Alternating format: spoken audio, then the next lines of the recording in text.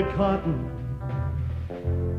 Old times are all not forgotten. Look away, look away, look away, Dixieland. Okay, sing it. Oh, I wish I was in Dixie, away, in Dixieland I take my stand to live and die in Dixie. Dixieland, where I was born. Early Lord, one frosty morn, look away, look away, look away, Dixieland.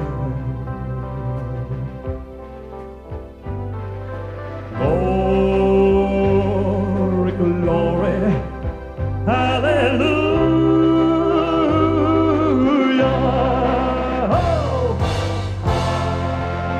Glory, glory, hallelujah.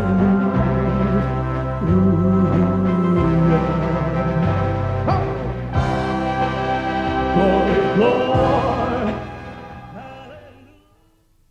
These men come down here from New York and from Florida to find out my reasons on rock and roll music and why I preach against it, and I believe with all of my heart that it is a contributing factor to our juvenile delinquency of today. I 100% believe it. Why I believe that is because I know how it feels when you sing it. I know what it does to you. And I know the evil feeling that you feel when you sing it. I know the lost position that you get into in the beat. Well, if you talk to the average teenager of today and you ask them what it is about rock and roll music that they like, and the first thing they'll say is the beat, the beat, the beat. Well, get out of that kitchen and rattle those pots and pans. Get out of that kitchen and rattle those pots and pans. Well, I roll my breakfast cause I'm a hungry man. I believe you're doing me wrong and now I know. I believe you're doing me wrong and now I know. Cause the harder I work, the faster my money goes. Well, I said shake, rattle and roll. I said shake, rattle and roll. I said shake, rattle and roll. I said shake, rattle and roll. Boy, you won't do it right, just save your doggone soul. Hey.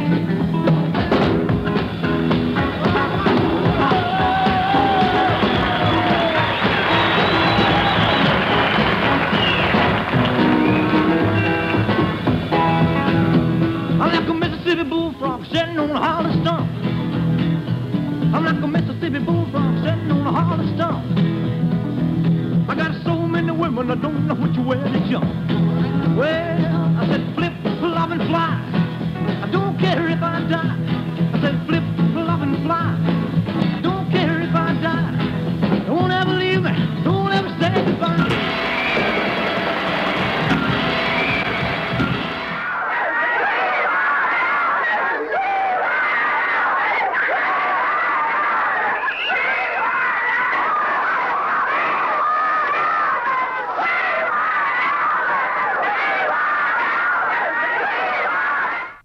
In the spring of 1948, the Presleys moved to Memphis, and the 13-year-old Elvis was suddenly thrust into one of the most dynamic music environments in all the world. Vernon Presley, whose unskilled background included truck driving and house painting, landed a job at the United Paint Company. Gladys, for her part, began working at Britling's cafeteria in downtown Memphis, waitressing in order to help the struggling family put food on the table. The Presleys' home was in the Lauderdale Courts, a low-income federal housing project located close proximity to L.C. Hume's high school. Elvis's high school years were difficult ones, and his intense shyness, his lack of self-confidence, and his almost complete exclusion from the school's in-crowd fueled an inner desire to be somebody and dream of a life of undisputed greatness. But in the beginning, Elvis Presley was just a hick kid from Tupelo who couldn't even play football after school because his mother was afraid he'd be hurt. Elvis instead worked evenings as an usher at the Lowe's State Theater, where he earned the grand total of $14 a week. And when he was really short of cash, he sold his blood. But the cloud of abject poverty could never be completely shaken from the Presley household, and Elvis, with nothing but the love of his mother to encourage him, desperately sought any form of escape. He found it on Beale Street. The short avenue had etched a place in Memphis's fabled history of music and culture long before Elvis's arrival. A place where life was a song, from dusk to dawn, had the young Elvis completely captivated. But the most significant element of Beale Street in terms of Elvis's developing persona was the Lansky Brothers clothing store. As soon as he'd saved up the money, Elvis bought a loud Gab shirt with the collar turned up in the best Mr. B fashion, a style pioneered by the brilliant black jazz vocalist Billy Eckstine. And when he was old enough to shave, Elvis started wearing his sideburns long and had his long hair styled at a beautician's salon instead of a barber shop. This sudden transformation from Tupelo hillbilly to colorfully dressed, long-haired iconoclast led to constant conflict among Elvis's crew-cutted peers, who harassed Elvis, picked fights with him, and challenged the teenager to back up his revitalized outer persona with some similar inner uniqueness. Elvis did just that when he graduated high school in June 1953. He got a job driving a truck for the Crown Electric Company for $35 a week. And he spent his evenings studying to be an electrician so he could someday collect union wages. But through it all, he kept strumming his old guitar, practicing chords with the instruction book, and imitating the songs he heard on radio station WDAI. WDAI was the first black radio station in Memphis, and its dynamic disc jockeys, B.B. King and Rufus Thomas, who later went on to spectacular careers of their own, programmed a wild selection of music that quickly made WDAI the toast of Southern radio. Spine-tingling gospel recordings, foot-stomping blues, mudcat rhythm, and jazz from the likes of Howlin' Wolf, Muddy Waters, and Ray Charles were played all night. Elvis listened to it all with a blind passion, drinking in the music like a sponge. And when he had a spare hour and an extra dollar, he headed on down to Beale Street to see the real thing. With his mother's birthday on the horizon, and with Elvis wanting to give her an extra special present, he walked into the Sun recording service one afternoon with his guitar in hand. He paid his $4, stepped into the tiny recording booth, and quietly set about waxing the very first record of his career, an elegant version of the Ink Spots' My Happiness. Elvis's vocal style instinctively brought together the hell's-a-poppin' energy of the jazz, gospel, and soul he listened to constantly, and deftly combined it with the somber intensity of the crooning Dean Martin. But despite Gladys's fondness for the resulting record, the raw talent Elvis exhibited during the brief recording session, it took a full year for Sun Recording Service owner Sam Phillips to put in a call to Elvis.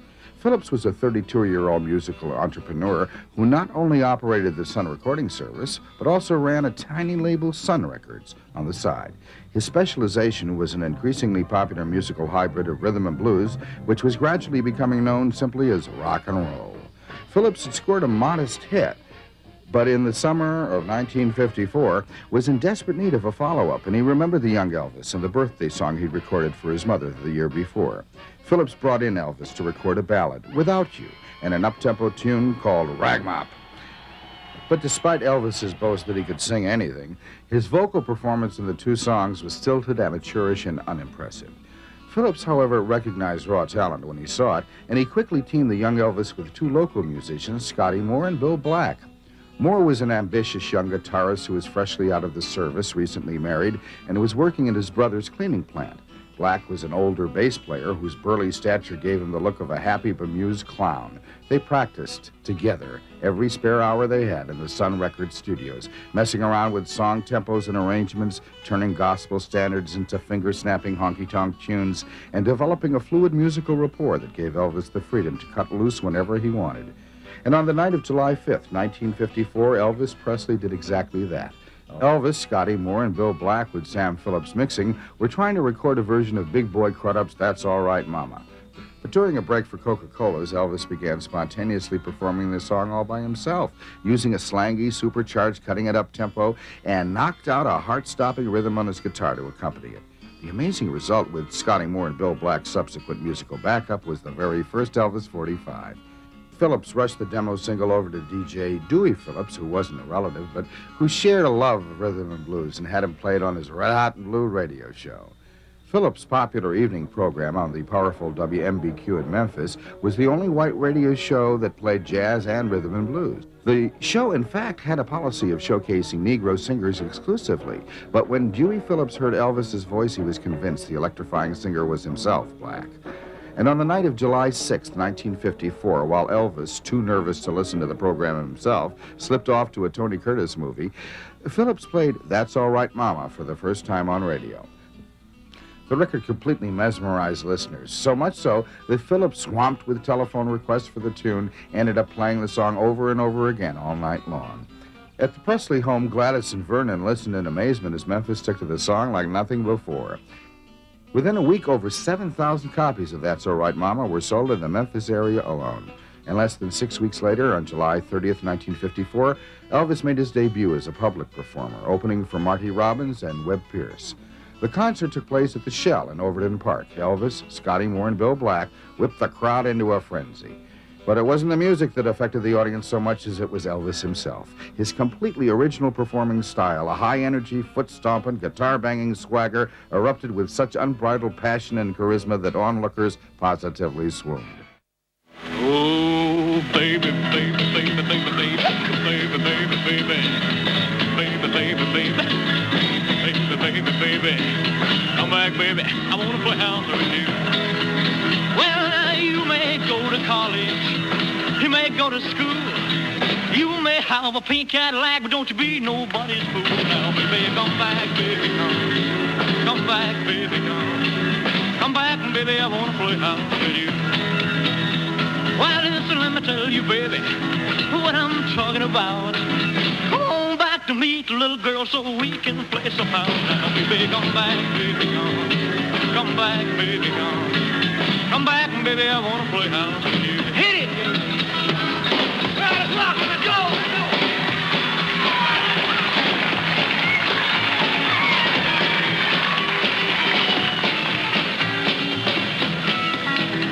Well, this is one thing, baby, that I want you to know.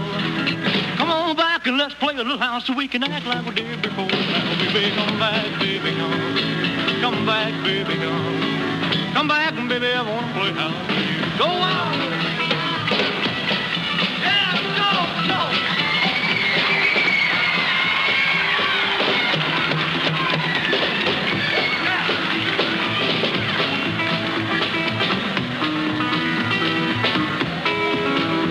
Well, listen to me, baby, try to understand. I'd rather see you dead, little girl, than to wed another man. Oh, baby, come back, baby, come back, baby, come back, and baby, I wanna play house with you. Oh, baby, baby, baby, baby, baby, baby, baby, baby,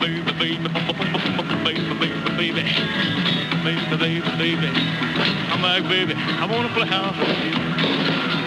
Yeah, come on. The unaffected nature of Elvis's onstage moves seemed to come straight from his soul, and they spoke directly to the long-repressed sexual desires of teenaged America, making absolutely no excuses for them.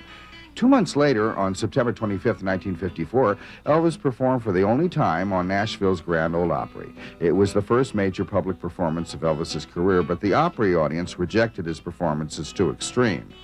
Elvis's next single, Good Rockin' Tonight, was released the very same day and instantly rocketed to the top of the Memphis pop charts. Elvis found himself suddenly idolized by teenagers throughout Tennessee, but suddenly despised by parents and church leaders. On his knockout records and hypnotically captivating live performances, Elvis sang with a white-knuckle sensuality that was positively revolutionary.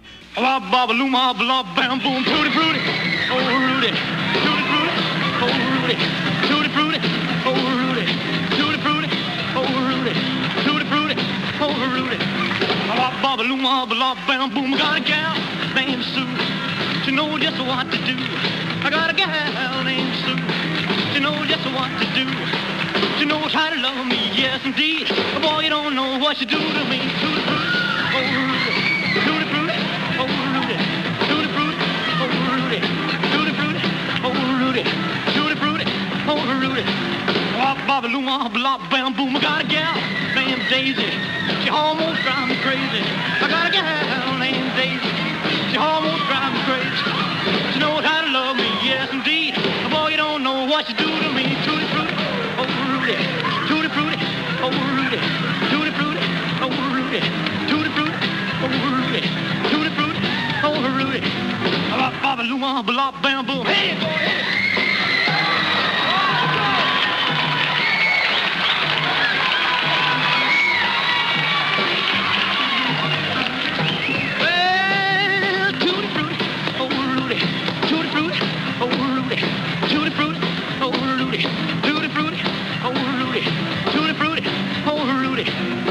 Bobby Luma, blah, bam, boom. I got a gal named Daisy. She almost drives me crazy. I got a gal named Daisy. She almost drives me crazy. Knows how to love me, yes indeed. Boy, you don't know what you do to me. Tutti frutti, oh Rudy. Tutti frutti, oh Rudy. Tutti frutti, oh Rudy. Tutti frutti, oh Rudy. Bobby Luma, blah, bam, boom. But off stage, Elvis remained the picture of a loving son who worshipped his mother and who said please and thank you like an honor roll student. This personal dichotomy, Elvis, the spiritually observant, mild-mannered gentleman on the one hand, and Elvis, the devilishly exciting heathen on the other, remains one of the most fascinating and enduring aspects of the Elvis mystique. A Freudian analysis would point to the death of his twin brother, Jason Guerin, as an explanation for Elvis's perplexing dual spirit. But a more realistic assessment would be to consider Elvis an upstanding, God-fearing citizen whose inner artistic sensibilities would not be stifled, despite his own occasional attempts to do exactly that. Audiences who saw Elvis in 1954 and bought his records had trouble enough deciding how to define his totally unique persona. He was known alternately as the King of Western Bop, the Huck Finn of Rockabilly, and the Hillbilly Cat.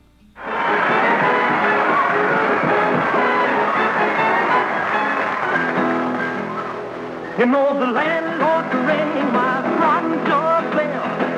I let it ring for a long, long spell.